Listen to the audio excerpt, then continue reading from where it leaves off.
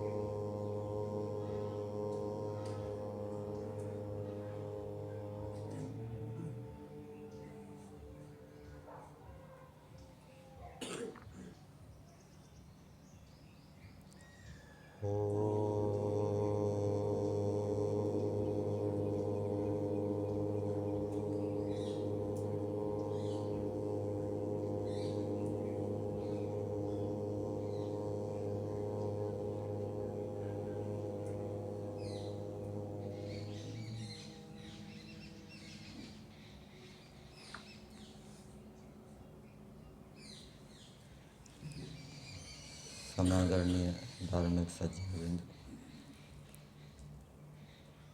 यजुर्वेद का 35वां अध्याय मंत्र संख्या 6 के ऊपर विचार करेंगे।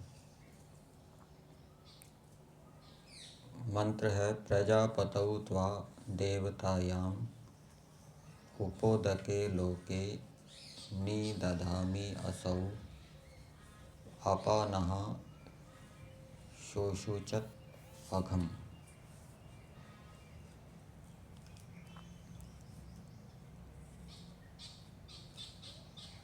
जैसा मातृभाषा से अथवा मातृभाषा के समान किसी दूसरी भाषा पर अधिकार है, उस भाषा से जैसा अर्थ का बोध होता है, वैसा अन्य उपायों से नहीं होता। वेद के मंत्रों के अर्थ का बोध के लिए भी वेद की जो भाषा है उसके ऊपर मातृभाषा के समान पूर्ण अधिकार होना चाहिए। जिसका इस प्रकार से वेद की भाषा के ऊपर पूर्ण अधिकार नहीं है, वो वेद के अर्थ को नहीं जान सकता और उसके साथ साथ अंतःकरण की पवित्रता, ईश्वर के साथ विशेष सानिध्य आदि और भी योग्यताएं बताई गई है। अब जिसका वेद की भाषा के ऊपर अधिकार नहीं है, उसके लिए दूसरा उपाय ये है कि जो उत्तम विद्वानों के द्वारा, ऋषियों के द्वारा वेदों का अर्थ किया गया है, उनको पढ़कर वेदों के अर्थ को जान ले।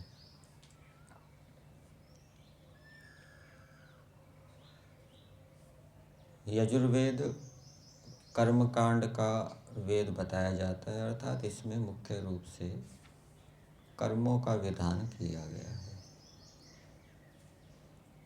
इस मंत्र की भूमिका में दिया है ईश्वर उपासना विषयम आह, अर्थात मनुष्यों के लिए कर्म का विधान किया गया है कि मनुष्यों को ईश्वर की उपासना करनी चाहिए। ईश्वर से भिन्न व्यक्ति और वस्तुओं की उपासना नहीं करनी चाहिए। ईश्वर की आज्ञा पालन करना चाहिए और ईश्वर से भिन्न जो व्यक्ति हैं, उनकी आज्ञाएं यदि वेद के विरुद्ध है, सर्वहितकारी नहीं है, तो उनकी आज्ञा पालन करने योग्य नहीं है। मंत्र में दो पद परमेश्वर के लिए आए हैं। एक है प्रजापति और दूसरा है देवता। महर्षि दयानंद जी के वेद भाष्य के अनुसार हम विचार कर रहे हैं। महर्षि दयानंद जी ने 40 के लगभग ग्रंथ लिखे और वो सभी ग्रंथ बहुत महत्वपूर्ण हैं। उनमें वेद भाष्य भी है और लेखन की प्रक्रिया में जो महत्वपूर्ण था वो महर्षि दयानंद जी ने पहले लिखा। जो महत्वपूर्ण नहीं था उसको बाद में लिखने का विचार था। दर्शन का भाष्य बाद में कर लेंगे, पहले वेद भाष्य जरूरी है, सत्यार्थ प्रकाश जरूरी है, संस्कृत का जरूरी है, वो महत्वपूर्ण था। इसी प्रकार से ऋषियों की शैली के अनुसार मनुष्यों को भी जो महत्वपूर्ण कार्य है वो पहले करना चाहिए। और कौन सा कार्य महत्वपूर्ण है, कौन सा कार्य महत्वपूर्ण नहीं है, वो बिना विद्या पढ़े बोध नहीं होता। तो मंत्र में प्रजापति शब्द आया है और प्रजापति का अर्थ किया है प्रजायाः पालकः।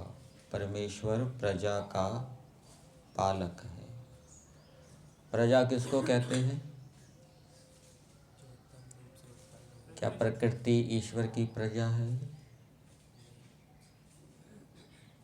क्या जीव ईश्वर की प्रजा है?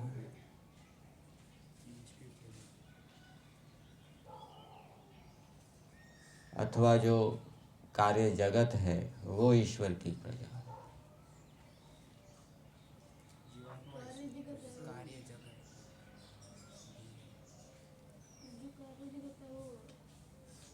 कार्य जगत को ईश्वर की प्रजा कहा जाता है। प्रकृष्टेन जायन्ते, जो प्रकृष्ट रूप से उत्पन्न होते हैं प्राणी। तो कार्य जगत के अंदर दो विभाग हैं, जड़ और चेतन, प्राणी अप्राणी।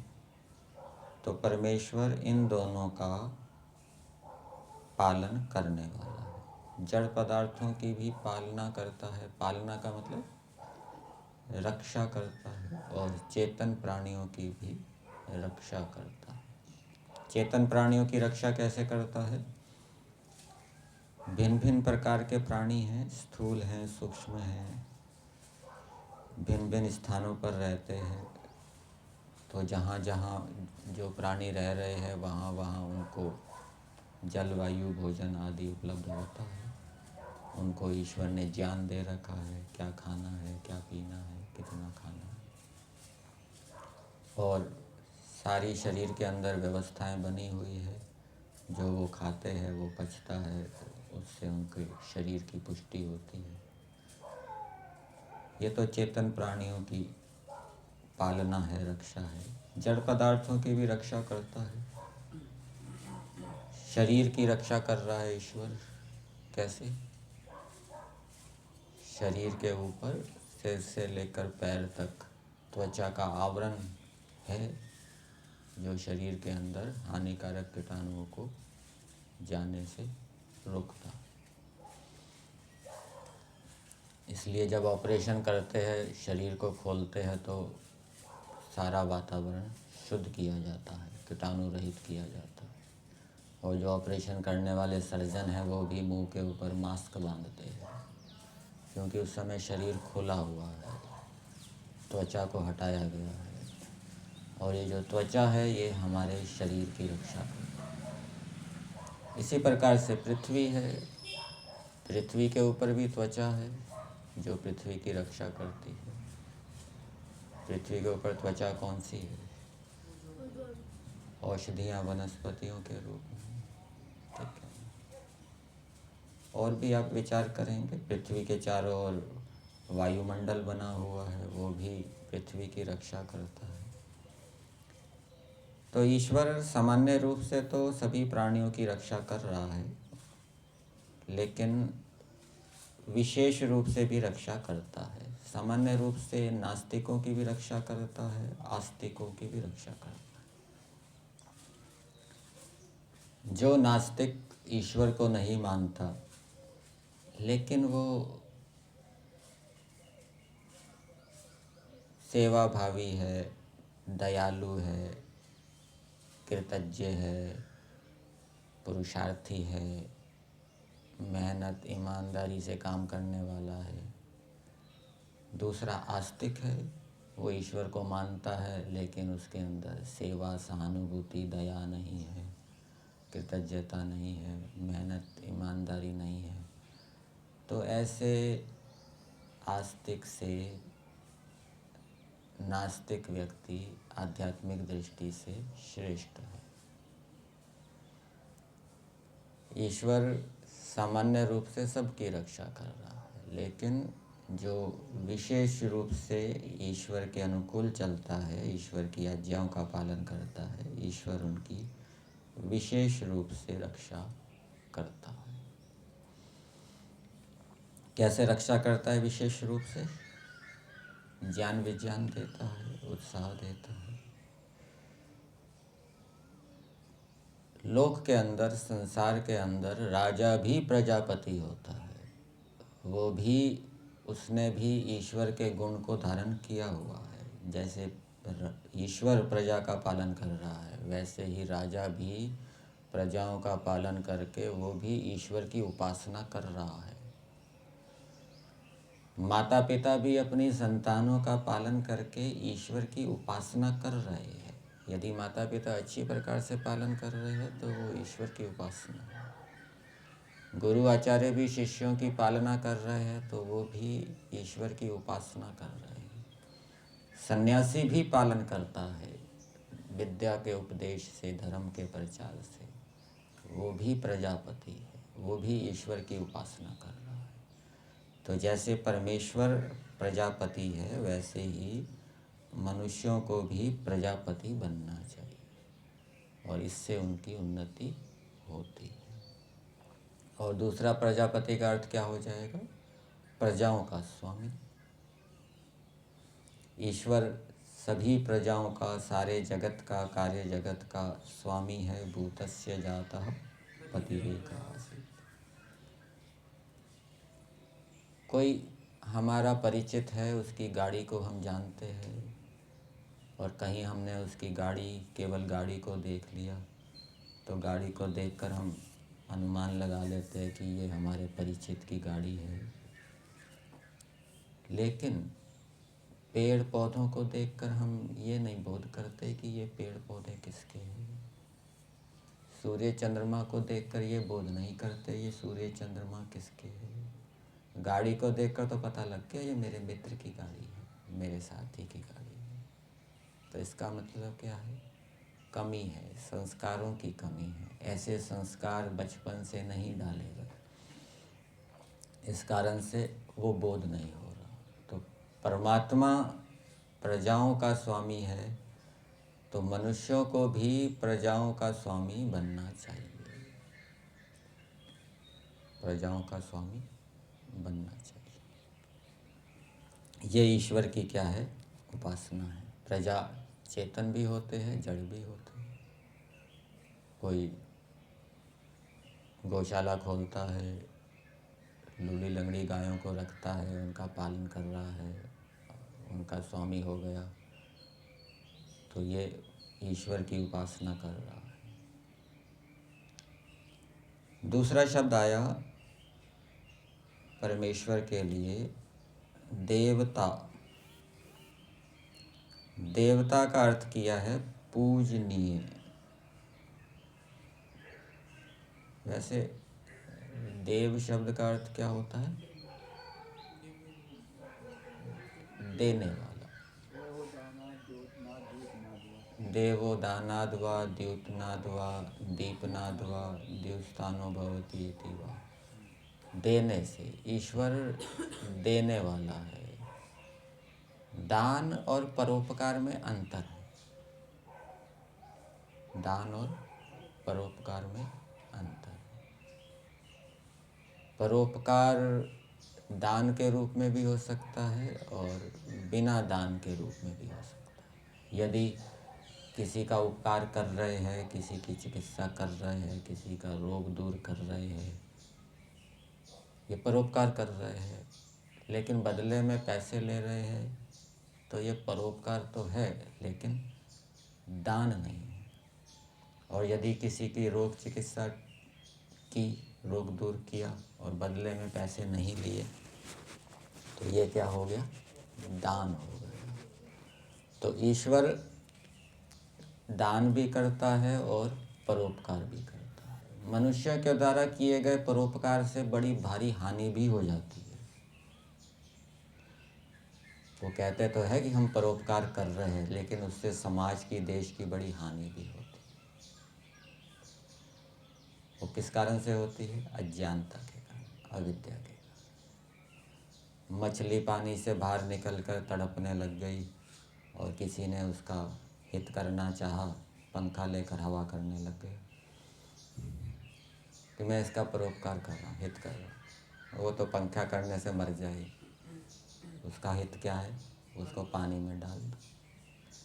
और ये परोपकार के माध्यम से हानि लौकिक क्षेत्र में भी होती है, आध्यात्मिक क्षेत्र में भी होती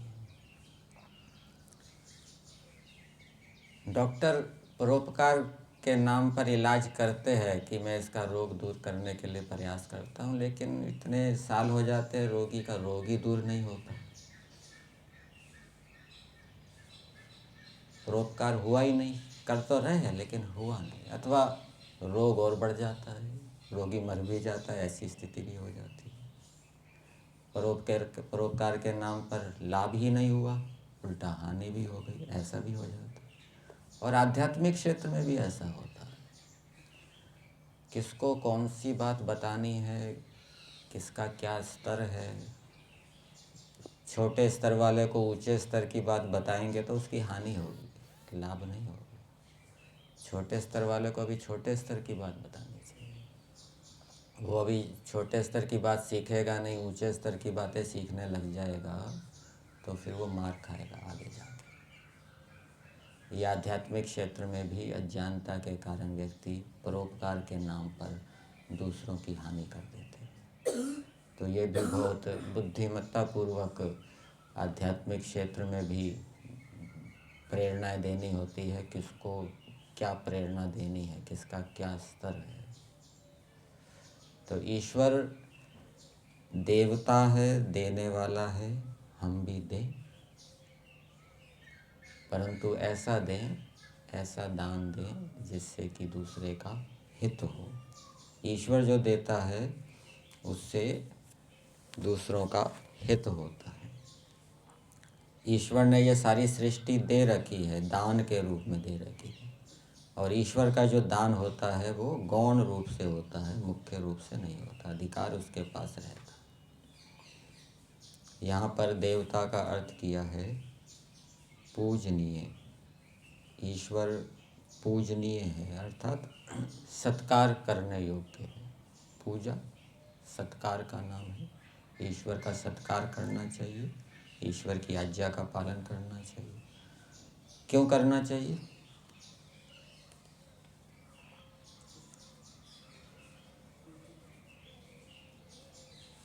प्रातःकालीन मंत्र में बोलते हैं आदरश्चिद्यम मन्यमानस तुरश्चिद राजा चिद्यम भगम बक्षी इति आह। इति आह का अर्थ महर्षि दयानंद जी ने संस्कार विधि में क्या लिखा है? कौन बताएगा?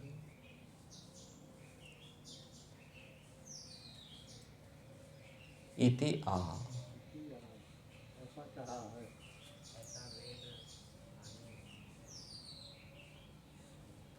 परमेश्वर ऐसा कहता है, भाव रूप में बताता हूँ कि मैं तुम्हारे लिए सारी सृष्टि बनाता हूँ, उसकी रक्षा करता हूँ, इसलिए तुम भी मेरी आज्ञा का पालन करो। मैं तुम्हारे लिए इतना कर रहा हूँ तो तुमको भी करना चाहिए, ये कर्तव्य है। तो ईश्वर पूजनीय है, सत्कार करने योग्य है। क्यों? क्योंकि ईश्वर हमारा सब कुछ कर रहा है, सारे पदार्थ ईश्वर के हैं। हमारे लिए दिन रात लगा हुआ है हमारे हित के लिए। तो हमारा भी ये कर्तव्य बनता है कि हम भी प्रेम भक्ति से ईश्वर की आज्ञा का पालन करें। फिर मंत्र में दिया है, त्वा उपोदके लोके निदधामि असौ। पदार्थ में इसका अर्थ दिया है, हे जीव, जो यह लोक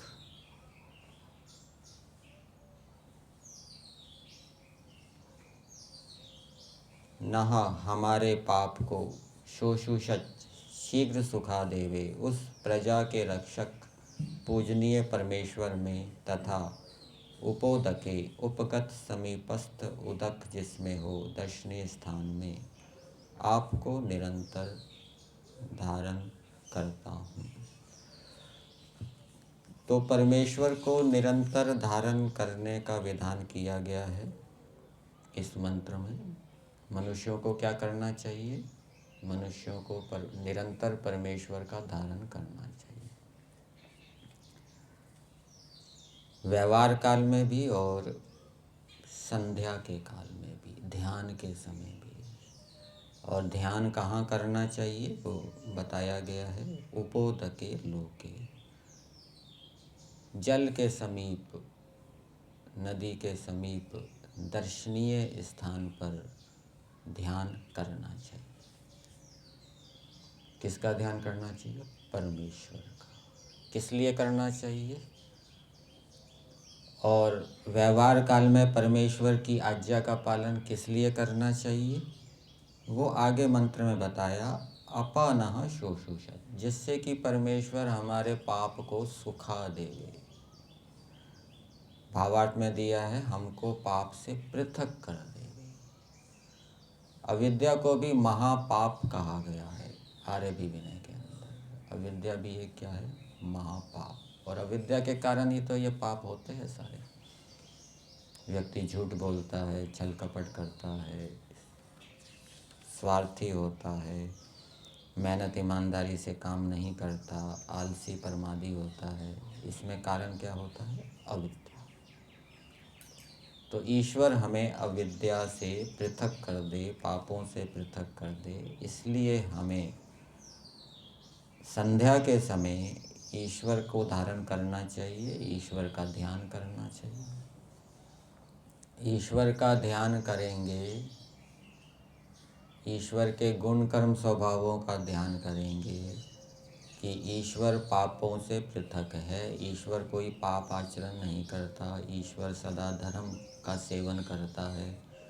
तो जैसे गुण उपास्य के होते हैं वैसे गुण उपासक के अंदर भी आते हैं।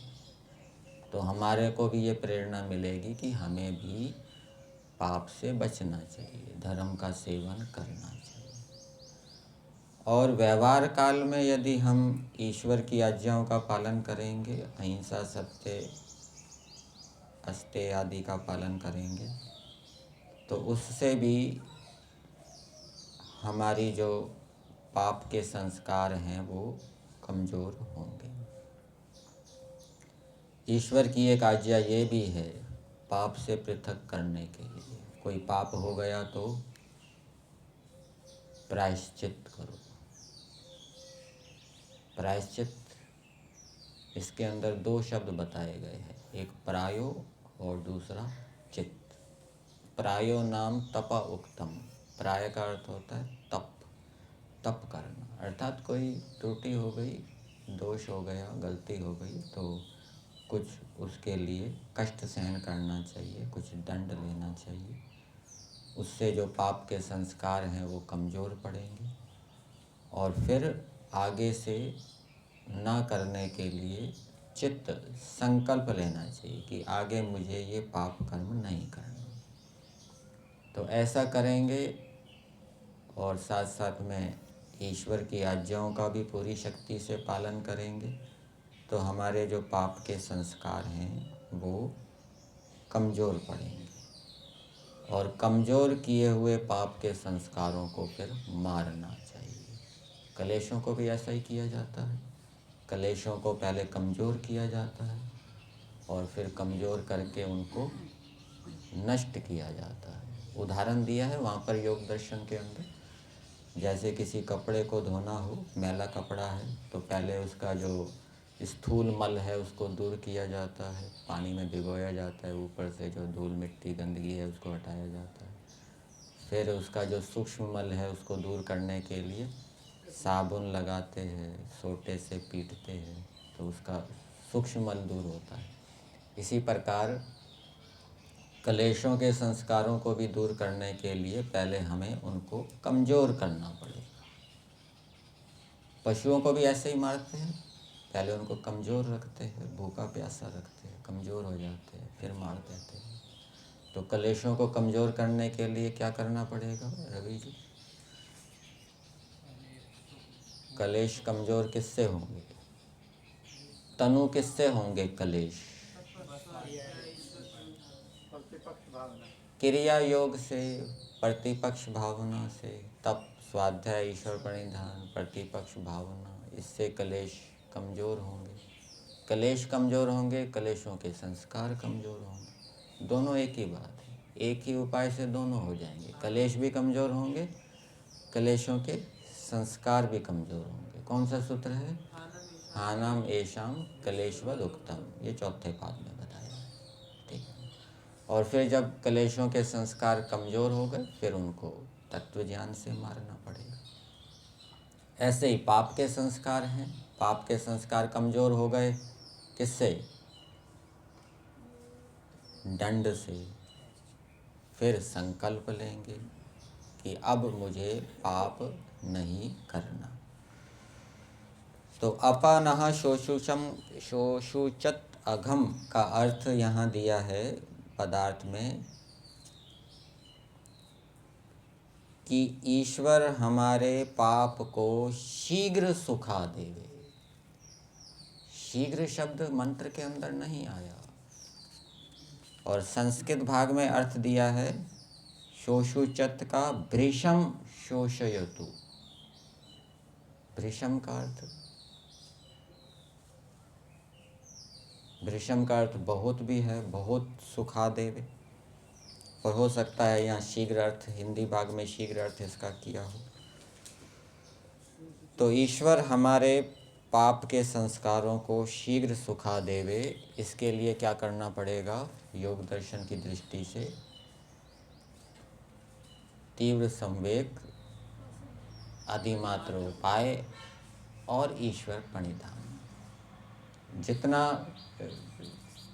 संवेग और उपाय ऊंचे स्तर का होगा उतनी शीघ्र पाप क्या है, संस्कार कमज़ोर होंगे, नष्ट होंगे।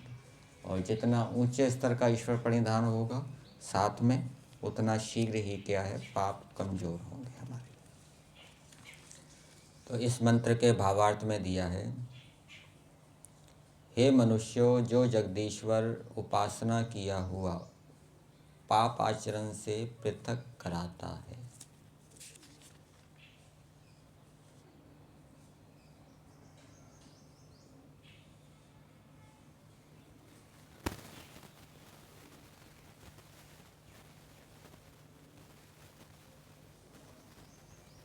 पाप आचरण से पृथक कराता है या करता है।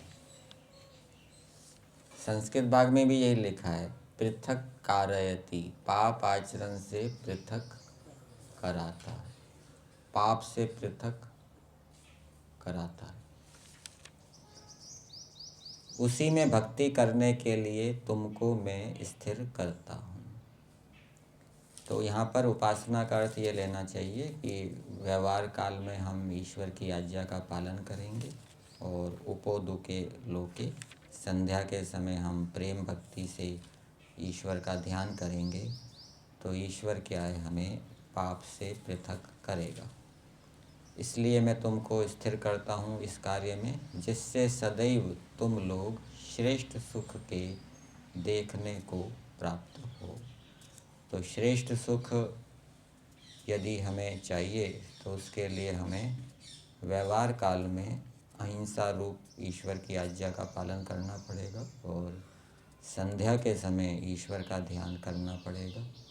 तो उससे हमें ईश्वर से ज्ञान विज्ञान भी मिलेगा और उससे हम श्रेष्ठ सुख को प्राप्त होंगे।